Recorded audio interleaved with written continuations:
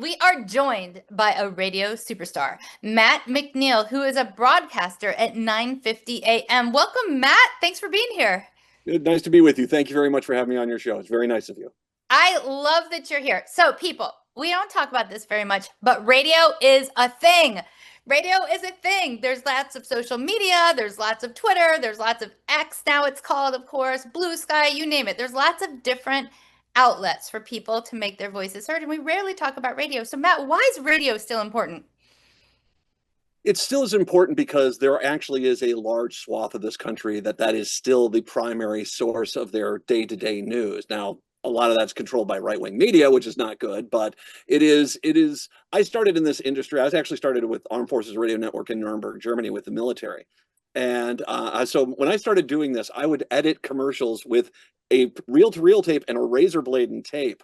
And I would actually do it that way. And of course, I've watched this grow and what the other technologies come in and kind of supplant this. And I'm no fool. The idea of a medium where you're punching electricity into a metal stick and creating a wave signal is a little antiquated, but it is also still something which is needed. It is definitely needed in this day and age. And whether it's in a major metro area like a Seattle or Minneapolis, St. Paul or Chicago, or if it's just out in rural America, I mean, these are still the primary ways most people get news, especially with the radio. I mean, it's obviously, especially when you look at rural America and anywhere, of course in the metro area, Twin Cities as well, but across rural America, that's how they're getting their news. So it does matter. It doesn't mean that it hasn't changed, and it has changed dramatically, but still giving people the information that they need is pretty much one of the more important elements of it. And how it is delivered, that's really where we're at. We're in a world where we have much more of a buffet as opposed to here's the meal you're going to eat. And so people get media in a lot of different ways, and including still on AM and FM radios. You know, one thing that I love about radio, we should have like a whole I love radio segment one day. But one thing I love about radio is when you're writing for X, Twitter, Blue Sky, Instagram, Facebook, any of those things, there are word lengths. And basically, you have to write a haiku about a very, very, very complicated situation. And things are complicated, you all. Have you looked at the headlines? Things are complicated. So it's very hard to have a conversation, to have a description, to have sort of a sharing of actual real life information that isn't disinformation or misinformation with a very short haiku length social media content or even a short video. You know, a lot of times we can do like these videos that are 30 seconds and it's like, woo, we're going to share everything in 30 seconds. Well, you just can't. One of the things that you mentioned is that you actually got started in military radio. Yes. And that right there, talking about the military, the United States of America, patriotism and democracy, is a complicated situation. And my family, we would call that a level 22 situation out of 10 levels. And so I'm wondering, what are your thoughts as somebody who has done media with and for the military, is doing media now, about the current situation that we are having with Donald Trump's wars, plural? Media as a whole, when you do radio, it is an incredibly unforgiving medium, because if I say something in that microphone, I'm not bringing it back. There's no editing, there's no things post-production. So you've got to kind of think about these things. And when you come up through the radio broadcasting element of things, you kind of have to learn to pre-edit beforehand, because once you go live, you're live and you're doing it. And that's an important element of it, which means you have to be well read and talk about things, which I'll get to getting to your point here. If you've actually read up a little bit on Iran, this was a mistake from the get-go. They've been waiting for us to attack them since 1979. They are an incredibly difficult country to attack anyway. I mean, it's an incredibly, pretty much surrounded by mountains. They have a lot of weaponry, even though that Hegseth keeps saying, oh, we've knocked out a bunch. You haven't knocked out nearly anything yet. They've got a lot of stuff in reserve waiting for us. And they also have a military structure, which is very different from ours, where it's designed to be segmented, that if the headquarters gets taken out, all the area individual units take over their own game plan. And that's incredibly difficult. This isn't Venezuela. This is not, you take out one or two guys, a few troops, and you're done. This is a land war. It is going to take many years to get done. And that's not just an opinion, that's just the reality of it. That being said, if you're going to get involved in this, your predicate is going to be, well, we're going to have 300,000 troops, and it's probably going to take us 5 years, and we're going to have about 100,000 dead.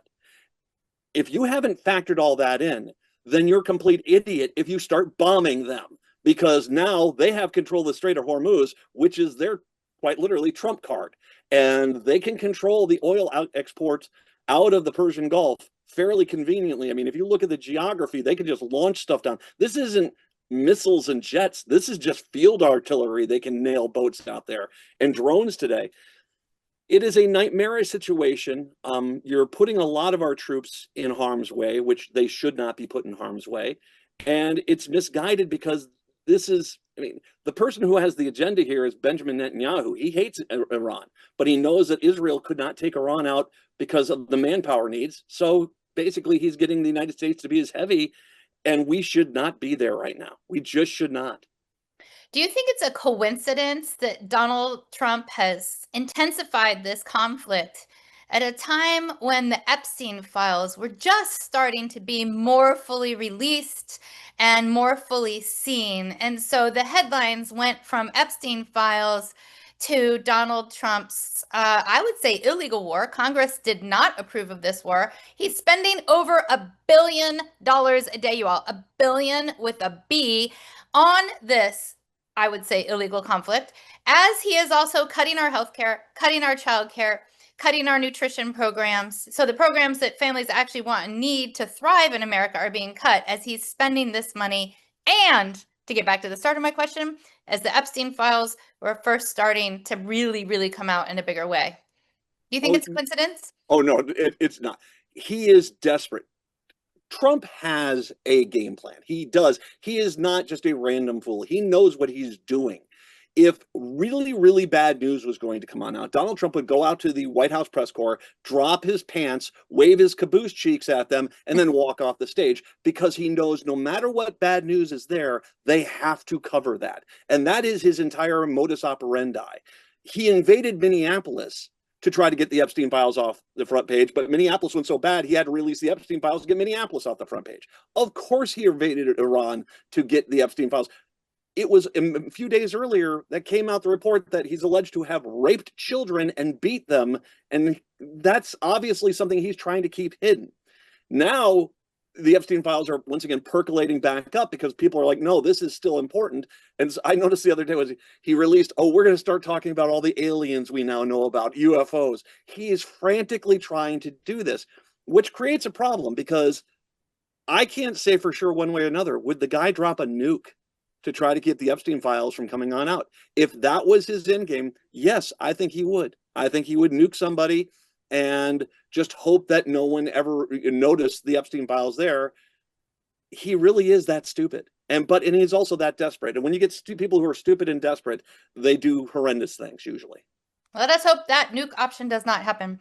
One of the other desperate things that we're seeing Donald Trump do is move forward with pushing the, quote, SAVE Act, which saves nobody. It's a voter suppression act, through Congress as his, quote, top priority. Okay, I fainted 500 times because we have over 1 million members of Moms Rising, and not once have I heard anybody say my top priority is to make it so that I cannot vote. That is not something that I ever hear. So when we're talking about desperate acts, we're also looking at, he is polling, Trump's policies are polling very low, not just with Democrats, but with Republicans, independents, libertarians, Green Party. They are not helping anyone. We're seeing an affordability crisis. We're seeing costs rising. Even this conflict that we're talking about, the war that is happening, is increasing gas prices tremendously for families across America. So Trump's policies are failing America. So that means he's extra worried about the midterms. And the only way that he thinks, apparently, that he can win the midterms is by cheating. And the SAVE Act is basically a cheating act, which says that you have to have your birth certificate match your current name on your current legal documentation. So like for me, you might have noticed my name is Kristen Ralph Finkbeiner. My birth certificate in no way, shape, or form matches my driver's license, even though it's all legal, right? And so that means that in order to vote, I would need a passport. Now, a passport costs about $200 a person, right? And get this, passports are pretty hard to get. There's a backlog. People have been laying off government workers. And we just had US Secretary of State Marco Rubio close passport accessibility in at least 15% of libraries. What? So they're also blocking off accessibility to get your passports from the Trump administration. So this is ridiculous. And might I add, before we go into this, because I've had some social media, I will call them debates on this, it is already illegal to vote if you're not a US citizen. There is already required documentation in order to register to vote. We don't have a problem with people voting who are not US citizens. There is no documentation of that, right? So this is purely a voter suppression bill. What do you think about this voter suppression bill in the context of what you're talking about, which is Donald Trump flailing with failed policies? If you go back to 1930 was a massive upheaval. I mean, the Hoover administration had screwed up so badly after the Depression. The Republicans out before that had a filibuster-proof majority in the Senate and a massive majority in the House.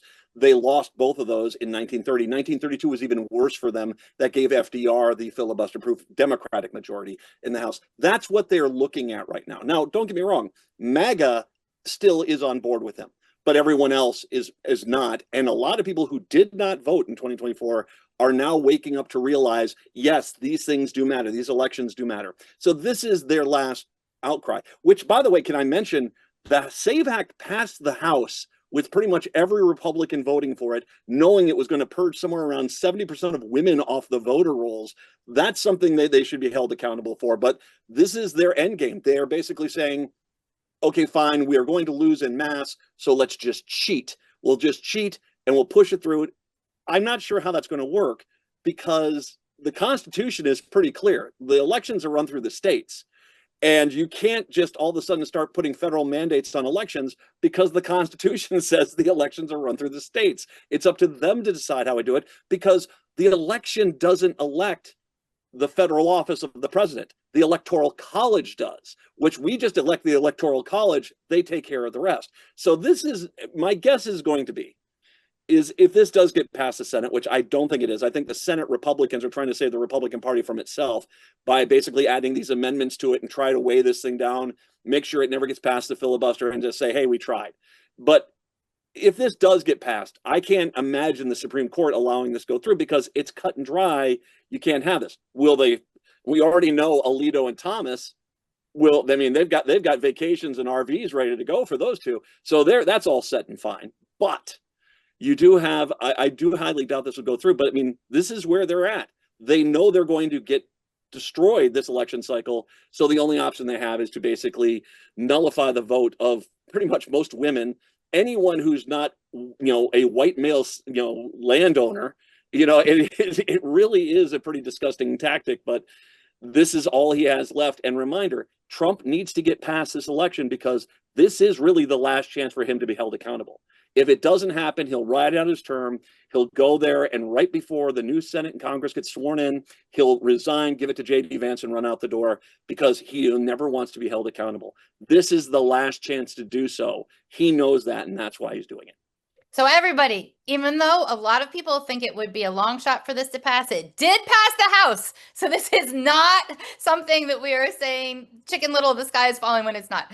So call your U.S. Senator and say, vote no on the SAVE Act. I want my right to vote protected. Thank you very much. So vote no on the SAVE Act. And how can people listen to you? You can listen to me on AM 950 KTNF in Minneapolis, St. Paul, on KKNW in Seattle. They have me out there sometimes in the afternoon drive and at night. And WCPT in Chicago has my show on at 9 o'clock in the evenings, and then on the Blue Amp Media Network on Substack. Thank you so much for being on. Thanks for all you do. Thank you for talking. Thank you. My pleasure. Thank you so much for having me. It's been an absolute pleasure. Thank you.